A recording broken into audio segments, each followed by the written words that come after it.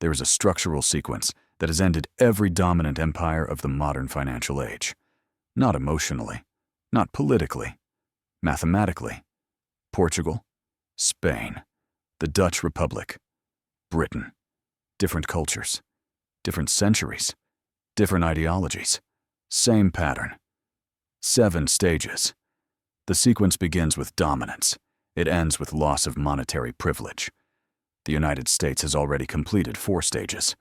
We are operating inside stage 5. This is not a forecast. It is a structural condition. Stage 1. Reserve currency status does not begin with economics. It begins with force.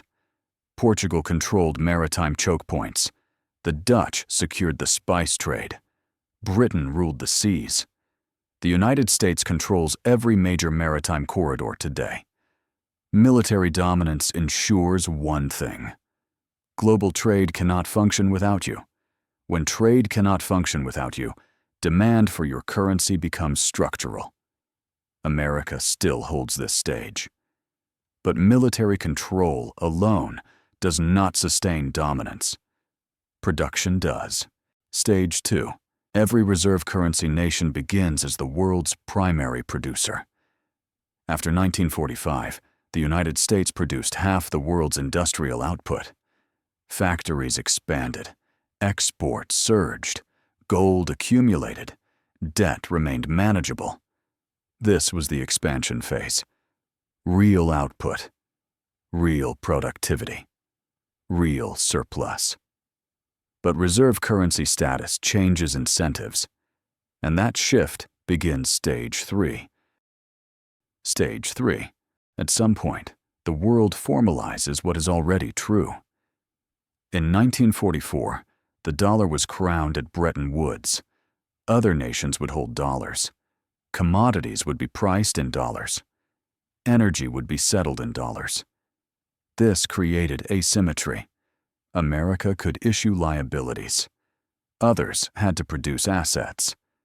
This was the apex. But apex phases contain the seed of decline, because once your currency becomes global, discipline weakens. And discipline is the foundation of sustainability. Stage 4. When a nation can export currency instead of goods, its structure changes. Industrial output declines. Financial activity expands. The United States crossed this threshold in the 1970s. In 1971, the dollar detached from gold. Manufacturing began a multi-decade decline. Finance grew. Asset prices became policy tools. Consumption exceeded production. Trade deficits became permanent. From this point forward, the empire exported dollars, not goods. This is the pivot. Production weakens. Leverage expands. And leverage requires financing. That is stage 5. Stage 5. Every declining reserve power enters the same mathematical condition. Debt growth exceeds real output growth. Federal debt now exceeds 100% of GDP. Total U.S. debt, public and private, exceeds 300% of GDP. Annual deficits persist even during expansion. Interest payments are rising faster than revenue. Debt compounds. Output grows linearly. When compounding liabilities outpace productive capacity, fragility increases. Stage 5 does not feel like collapse. Markets function. GDP grows.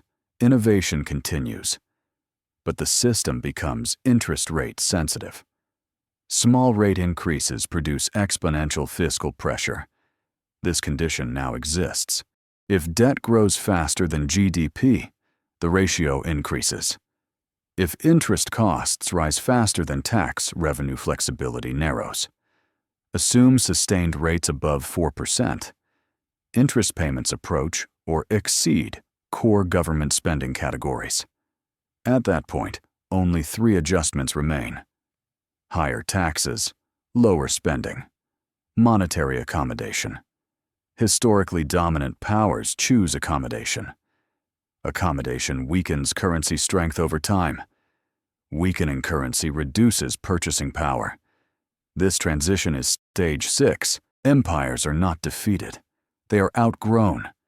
When liabilities expand faster than production privilege erodes, the United States retains enormous strengths: innovation, capital depth, military reach.